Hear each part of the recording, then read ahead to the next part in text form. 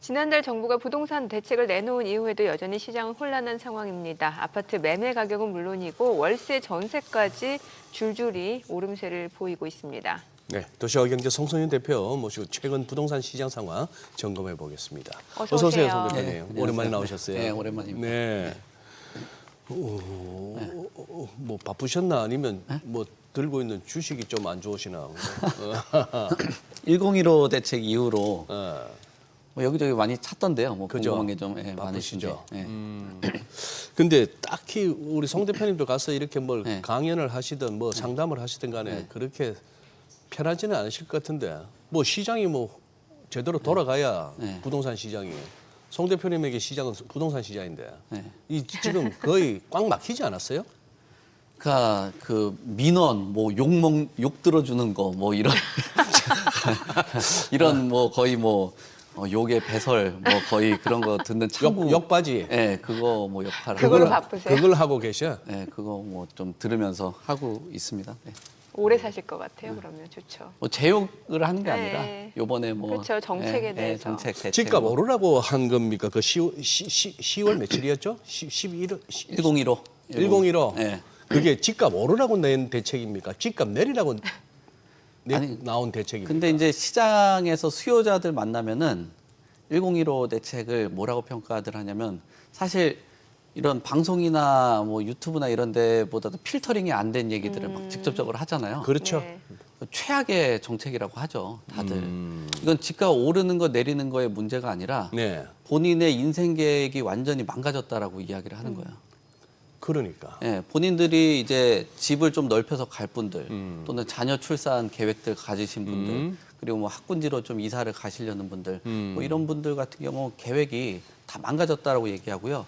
그리고 실제로 만나서 수요자들 보면은 이제 예전에는 소위 과거로 얘기하면은 뭐 10평대 뭐 18평에서 25평, 33평 이렇게 가시려는 분들 또는 하급지, 중급지, 상급지로 가시려는 분들 같은 경우가 앞으로 이런 규제가 있고 향후에도 이런 것들이 있을 수 있다라는 생각들 때문에 그냥 한 번의 면적을 그냥 주거 사다리라고 이야기하잖아요. 그러니까. 한 번에 더 점프를 하려고 하시는 분들이 많아요. 그러니까 18평 시작이 아니라 예. 20평대 중반은 자기 가야 되겠다. 아니면 9평부터 시작을 해야 되겠다. 그리고 최소 중급지 이상부터 시작을 해야지 나중에 어떤 진출이 가능하겠다. 뭐 그렇게 생각들을 하고 계시는 것 같아요. 근데 요번에 이 정책 자체를 보면은 그 다주택자, 그다음에 뭐 갭 투자 뭐 이런 것들로 인해서 전월세 물량들 이런 부분들이 굉장히 축소가 됐고요. 그래서 같이 수요자들하고 어떤 집들이 괜찮을까라고 이야기를 좀 나누다가 제가 그 네이버 그 검색을 같이 단지를 하니까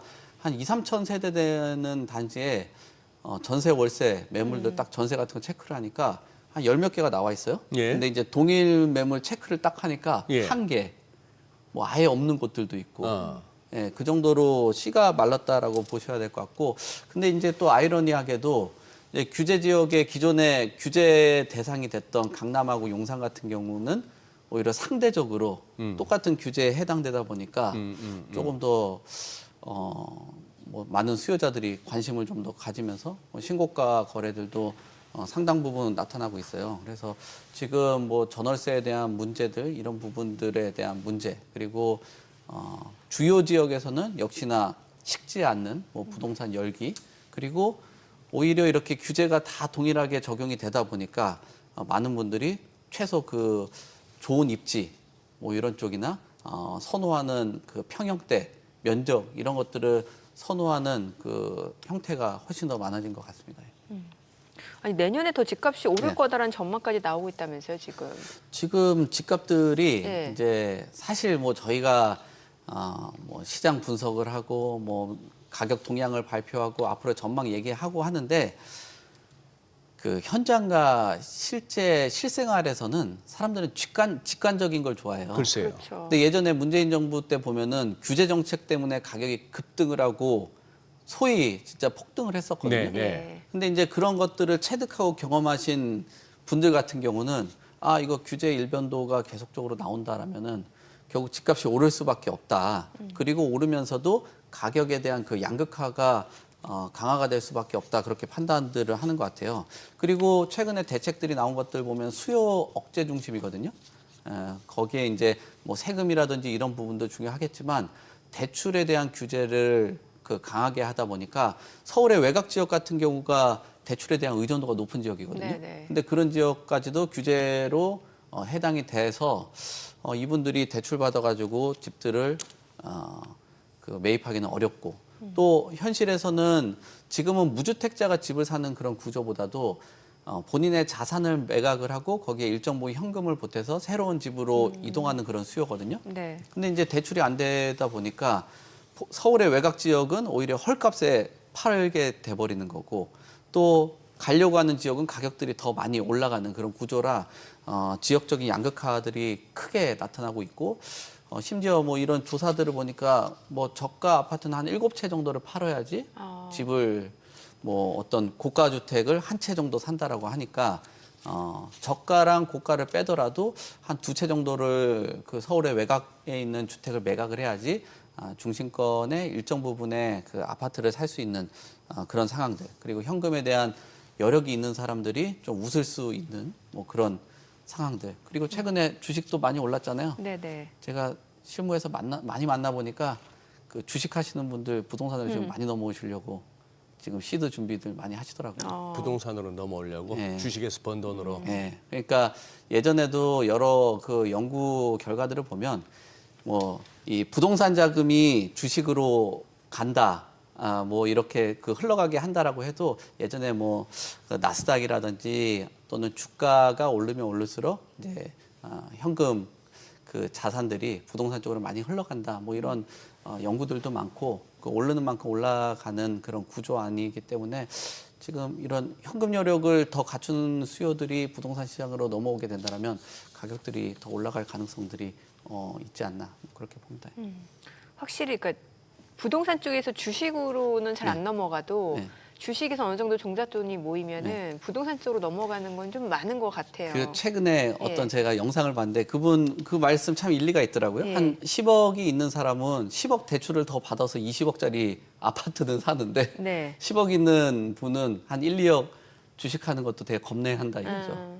그만큼 그 이제 아직까지도 그 안전자산이라는 곳들 그리고 결국은 그 금융 투자로 실현을 했을 때 네. 예, 부동산으로 가는 것들을 뭐 실무적으로도 상당히 많이 느끼고 있어요. 그냥 본인의 전 재산을 털어가지고 주식까지는 안 가거든요. 근데 본인의 재산에다가 오히려 대출을 더 받아가지고 집까지 살 정도니까 그렇죠. 참 아이러니한 그런 모습들이 많이 있죠. 네. 서울 전역이 규제 지역이 됐다. 네. 그러면 그 규제 지역이 됐다는 게 토지 거래 허가 예, 그 얘기죠. 예, 예, 그렇습니다. 누구한테 허락받습니까 그러면? 그 지금 공무원들 허락들 받아야 되는데 그 공무원들이 이제 구청에 가서? 예, 그렇죠. 뭐 이제 네. 어떻게 구입을 할 건지 또는 실거주를 할 건지 자금을 어떻게 마련을 할 건지 이런 부분에 대해서도 공무원들의 허가를 받아야 되는 그런 상황인데 그 공무원이 판단하기에 이건 안 됩니다 하면 못 사는 거예요? 돈이 있어도? 뭐 그렇게 아무래도 규제의 턱을 높이면 그렇게 되겠죠. 그래서 또 그것도 참 재밌는 얘기인데 오히려 중국 같은 경우는 자본을 오히려 더 유연하게 하고 한국 같은 경우 부동산에 대해서 오히려 더 중국보다도 더 강한 규제가 있다. 뭐 그런 얘기를 할 정도로 지금 전 세계에서 제가 볼 때는 이렇게 시단위 전체를 토지거래 허가구역으로 묶는 그런 사례가 없을 거로 알거든요. 근데 이 정도로 한다라는 거는 그 부동산 시장뿐만 아니라 뭐 시장 경제하는 뭐 국가로 봤을 때는 굉장히 좀 아이러니한 그 정책이라 제가 예전에 최근에도 어떤 칼럼에 글을 썼는데 네. 이제 부동산 잡기가 어렵잖아요. 묘수가 없잖아요. 예. 그러니까 묘수가 떠오르지 않는다고 그 지금 최근 정책은 바둑판을 그냥 엎어버리는 그냥 홧김에 그런 정책에 가까울 수준 정도로 굉장히 좀 문제가 좀 많은 그런 정책이라 빠른 시일 안에 어느 정도 규제 면적을 좀 축소를 한다든지 또는 뭐 좀 더 핀셋으로 좀 다듬을 필요가 있는 뭐 그런 상황입니다. 저기 아주 자막 네. 저렇게 나오니까 부담스럽네요. 네. 아니 송승현 대표가 저렇게 얘기한 게 아니고 저렇게 얘기하더라 하는 걸 전해주신 거죠? 잉? 아 제가 아니, 글도 지금, 저렇게 예, 저렇게 쓴게 있습니다. 쓰셨다는 거예요. 본인이 쓰신 거예요? 예, 네, 지금 쓴 것도 정책에 대해서 그렇구나. 저런 비판적인 시각을 갖고 계신 거예요, 지금. 그럼 완전히 박제됐네. 저거는 송승현 작품. 네, 그래서 이렇게 따옴표 붙은 거잖아요, 지금. 예. 네. 사실 묘수가 없을 때 가만히 있어도 되는데. 아니 뭐 다른 사람 훈수라도 좀 들어야 되는데 그냥 예. 화난다고 그냥 엎어버리는 완전 그런. 근데 적절한 비유네요, 확실히. 맞아요. 뭐 상대가 쓰리고 포고 들어가면 그냥 담요 엎어버리지. 예. 파토 내는 게. 네. 네. 이러다 보니까 양극화 심해지고 전세 월세 시장도 영향을 미치게 되는 거잖아요, 지금. 그렇죠. 전세 예. 월세 시장도 영향이 굉장히 클 수밖에 없는 게 토지거래 허가구역으로 지정을 하면은 그곳에 사실 이제 전세 끼고 사지 말라고 하는 거거든요. 그렇죠. 결국은 전세 물량들이 시장에 유통이 돼줘야 되는데 유통 물량들이 축소가 되는 그런 흐름이고요. 이게 전세 물량이 좀 줄어들다 보니까 월세에 대한 그런 가속화들이 상당 부분 많이 일어나고 있거든요.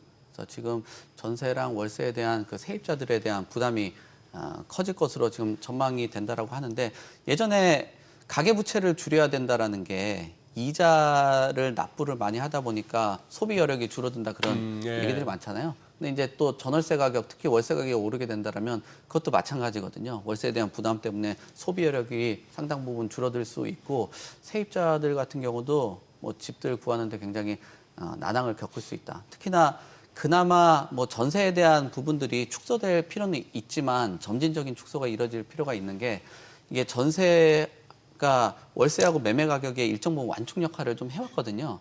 그래서 그 완충 역할이 너무 빠르게 좀 축소된다라는 것들은 굉장히 좀 위기감으로 작용할 수 있을 것 같고 또 월세에 대한 가격들이 굉장히 가파르고 전환율이 지금 크게 나타나고 있어서 내년이면 뭐 전세에 대한 물량 축소 뭐 이런 것들은 불보듯 뻔한 그런 상황이 연출되지 않나 그렇게 보고 있습니다.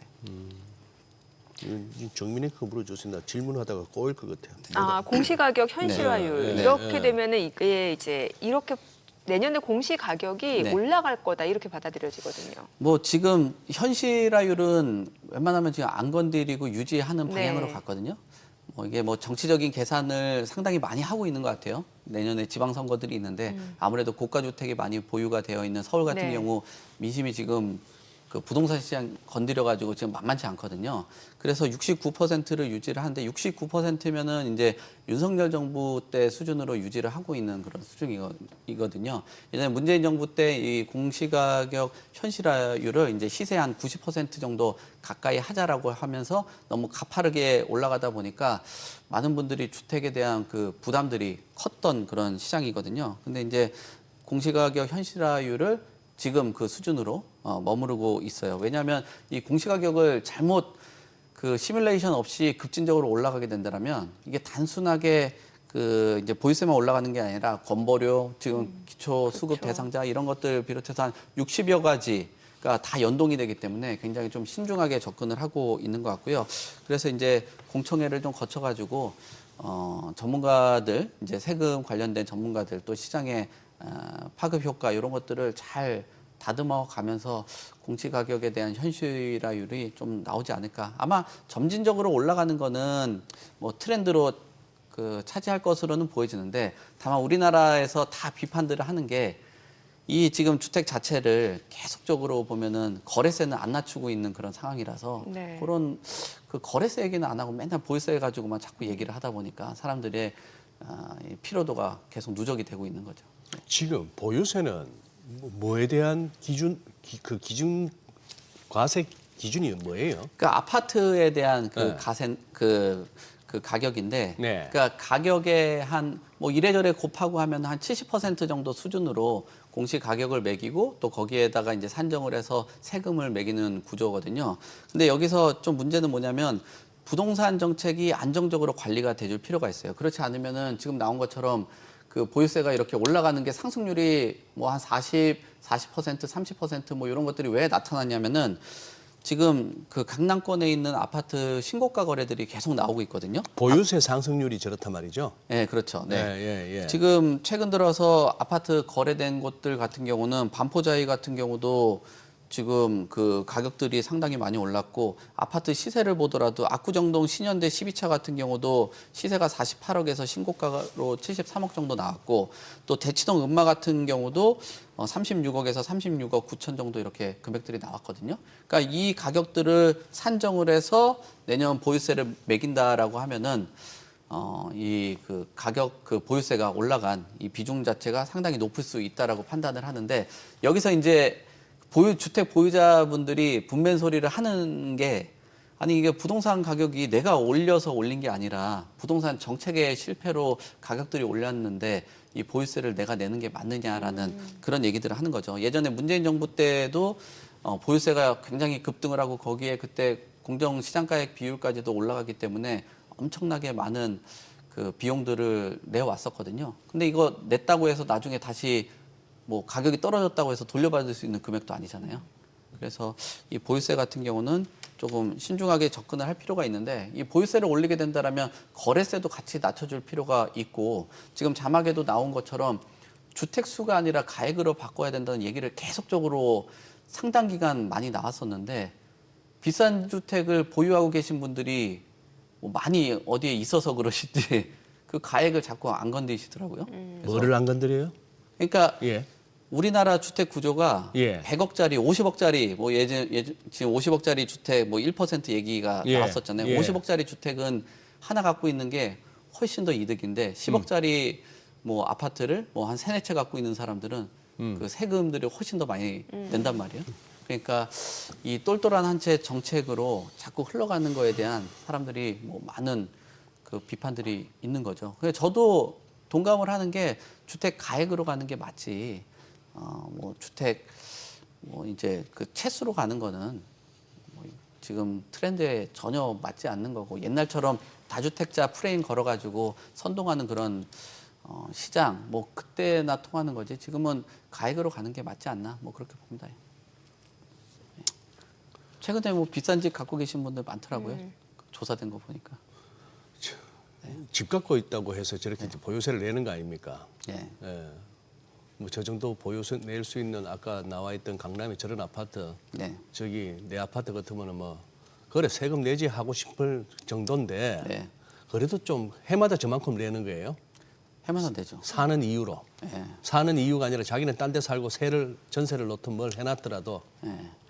근데 외국에서는 이 예. 보유세가 뭐 주변에 어떤 인프라 구축이라든지 안정적인 뭐 치안이나 이런 것들이 있기 때문에 그거에 대해서 어떻게 보면 아파트 관리비 내는 것처럼 많은 보유세를 내면 그런 혜택들을 누리기 때문에 낸다라고 판단들 뭐 하시는 경우들도 상당히 많아요. 근데 아까도 가액 얘기로 이야기를 드렸듯이 강남에 50억짜리 아파트를 갖고 있는 거하고 뭐 동대문구라든지 또는 노도강이라든지 이런 쪽에 아파트를 여러 채 갖고 있는 분들 같은 경우는 세금은 비슷하거나 더 많이 내는데 뭐 그런 인프라를 전혀 못 누린다라고 하면 굉장히 좀 그 불만으로 작용할 수 있겠죠. 뭐 강남 좋은 거는 누구나 다 알잖아요. 네네.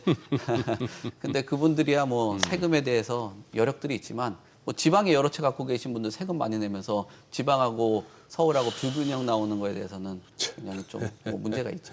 예.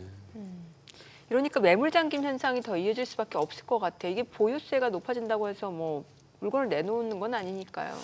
그렇죠. 지금 뭐 이제 추가적으로 가격이 더 올라갈 수 있다라는 네. 그런 기대 심리가 있어서 물건을 안 내놓는 것도 네. 있고요. 규제 정책이 계속 강하게 작동을 해왔을 때 집값이 많이 올랐거든요. 그리고 역사상 규제를 가장 많이 받아왔던 곳이 강남 지역이에요. 근데 강남 지역이 뭐 반대로 어떻게 집값이 제일 많이 올랐잖아요. 네. 규제를 많이 받으면서. 그렇죠. 예, 그런 규제 정책들이 집값을 더 올릴 수 있다라는 그런 확신들이 있는 것 같고요. 그리고 지금 구조 자체가 규제를 하다 보니까 뭐 예를 들면 30억짜리 아파트를 팔면 25억짜리 아파트 사기도 어려워진 구조예요. 그리고 팔고 나서 재취득하는 데 있어서 비용도 많이 들고 네. 또 팔고 나면 그만큼 또 대출도 안 나오잖아요.